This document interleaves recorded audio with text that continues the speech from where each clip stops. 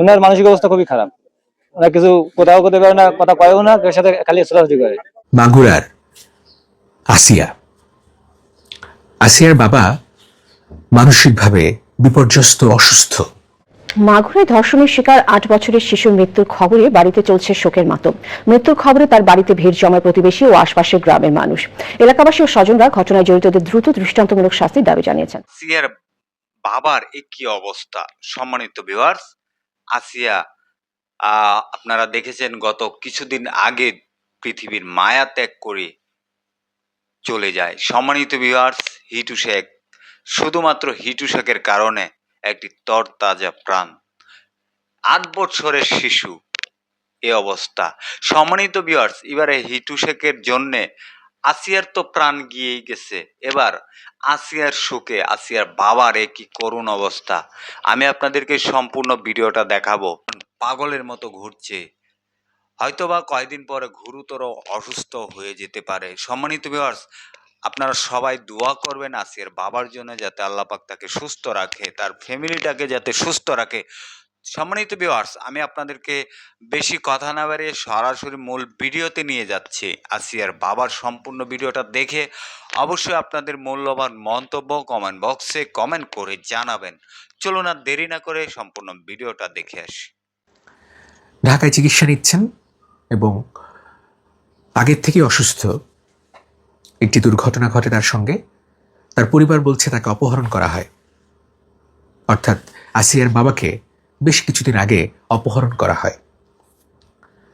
সে অপহরণের পর থেকেই মানসিকভাবে বিপর্যস্ত। আবার একটি পক্ষ বলছে মারামারি হয়, তার মাথায় আঘাত লাগে, তারপর থেকেই তিনি মানসিকভাবে অসুস্থ, মেন্টাল সমস্যা, কাউকে চিনতে পারেন না, হঠাৎ রেগে যান, ছটফট করেন এবং বেশি বিগড়ে গেলে কাউকে কাউকে কামড় পর্যন্ত দেন। সেটা আমরা জেনেছি। আমাদেরই একজন কামড়ের আক্রান্তের শিকার হয়েছেন। আসিয়ার বাবার চিকিৎসাটা জরুরি। এই পরিবারের পাশে সরকার, বিভিন্ন প্রতিষ্ঠানের থাকা জরুরি। এরকম প্রত্যেকটি পরিবার যারা অসহায়, দরিদ্র, যাদের নুন আনতেই পান্তা ফুরিয়ে যায়, এত ক্ষুধা, এত তীব্রতা, তাদের পাশে বিভিন্ন প্রতিষ্ঠান, বিত্তবানদের পাশে দাঁড়ানো উচিত। আসিয়ার ঘটনার পরে আমি তার বাড়ি গিয়েছিলাম এবং তার বাবা আরও বেশি বিপর্যস্ত, আরও বেশি তটস্থ, আরও বেশি যন্ত্রণায় কাতরাচ্ছিল। মানুষ দেখলেই মানে কেমন যে করছিল আমি বোঝাতে পারবো না, হয়তো সঠিক ব্যাখ্যাও দিতে পারবো না, কিংবা সঠিকভাবে বলতেও পারছি না কেমন করেছেন তিনি। তার চোখে মুখে এতটাই যন্ত্রণা, এতটাই কষ্ট, এতটাই দুঃখ সন্তানের জন্য। বাবা তো বাবা, মা পাশে ছিল হসপিটালে ঢাকায়, কিন্তু বাবা কিন্তু আসিয়ার বাবা কিন্তু গ্রামে ছিল, জারিয়াতে, শব্দালপুর ইউনিয়ন, মাগুরাতে। সেখানে ছিল আসিয়ার বাবা এবং সারাক্ষণ ওই ছটফট করা। আমি জিজ্ঞেস করছিলাম আসিয়ার দাদিকে, উনি এমন করছেন কেন? বলছি এরকমই, আসিয়ার পর থেকে ও আর স্থির নাই, অস্থির, চঞ্চল, ছটফট করে, দৌড়াদৌড়ি করে, হাঁটাহাঁটি করে, কাউকে দেখলেই বিগড়ে যায়, খেপে যায়। আমি জানি না তিনি কি দেখছিলেন। হয়তো প্রত্যেকেই মনে করছিলেন আসিয়ার ধর্ষক, অথবা মনে করছিলেন আসিয়াকে বাঁচাতে পারল না কেউ। কেউ কি মানুষ নাই? বড্ড অসহায় সুরে বলতে হয়, পৃথিবীতে কত কত মানুষ। আসলে কি তারা মানুষ? দেখতে মানুষের মতোই, কিন্তু মানুষ না। অসংখ্য অসংখ্য মানুষ, সবাই মানুষের মতো দেখতে, কিন্তু মানুষ কয়জন?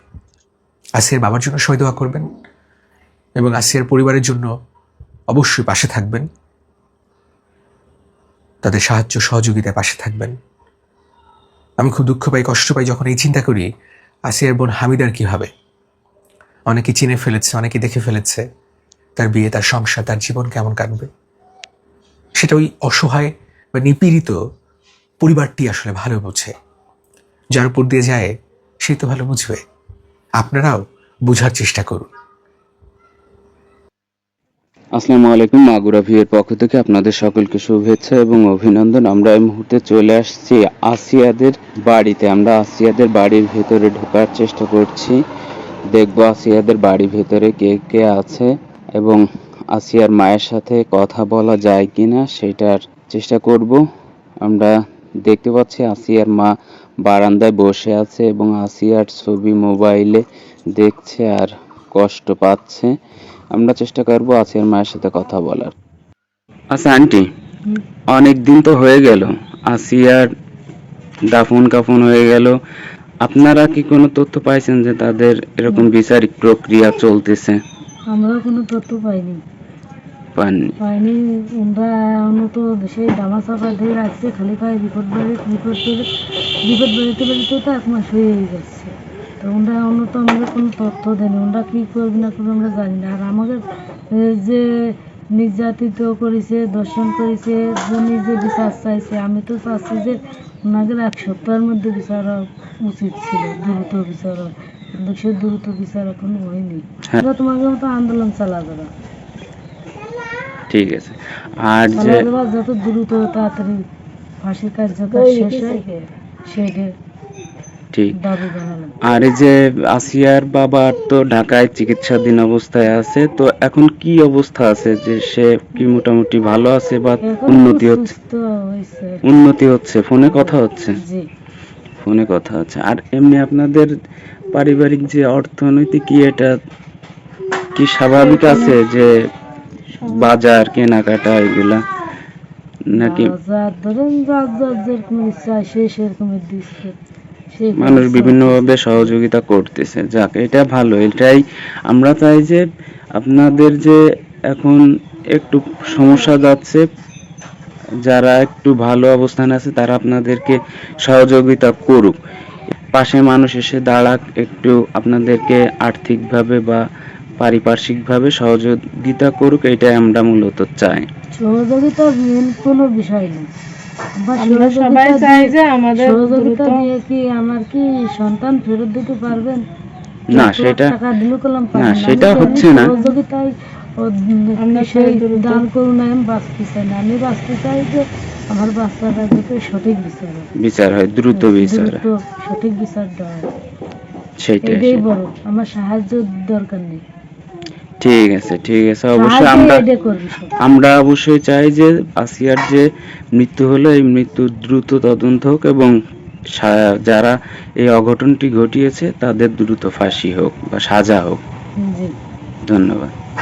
আসিয়ার মায়ের মতো আমরাও চাই যেন আসিয়ার যারা খুন করেছে, আসিয়াকে যে নির্যাতন করেছে সেইটার দ্রুত তদন্ত হোক, দ্রুত রায় কার্যকর হোক এবং দ্রুত সাজা হোক এবং দৃষ্টান্তমূলক সাজা হোক, সেটাই আমরা চাই। ধন্যবাদ ভিডিওটি শেষ পর্যন্ত দেখার জন্য। সম্মানিত ভিউয়ার্স, এই যে ভিডিওটা দেখেছেন অবশ্যই আপনাদের মূল্যবান মন্তব্য কমেন্ট বক্সে কমেন্ট করে জানাবেন। ভিডিওটার সর্বোচ্চ পরিমাণ শেয়ার করে সবাইকে দেখার সুযোগ করে দিবেন। আসিয়ার ফ্যামিলির জন্য, আসিয়ার বাবা মায়ের জন্য অবশ্যই দোয়া করবেন। আল্লাহ পাক যাতে তাদেরকে সুস্থ রাখে, তাদের ফ্যামিলিটাকে সুস্থ রাখে এবং আসিয়ার জন্য দোয়া করবেন। আল্লাহ পাক যেন আসিয়াকে জান্নাতবাসী করে। সম্মানিত ভিউয়ার, সবাই ভালো থাকবেন, সুস্থ থাকবেন। পরবর্তী কোনো একটা ভিডিওতে আপনাদের সাথে দেখা হবে। আসসালামু আলাইকুম।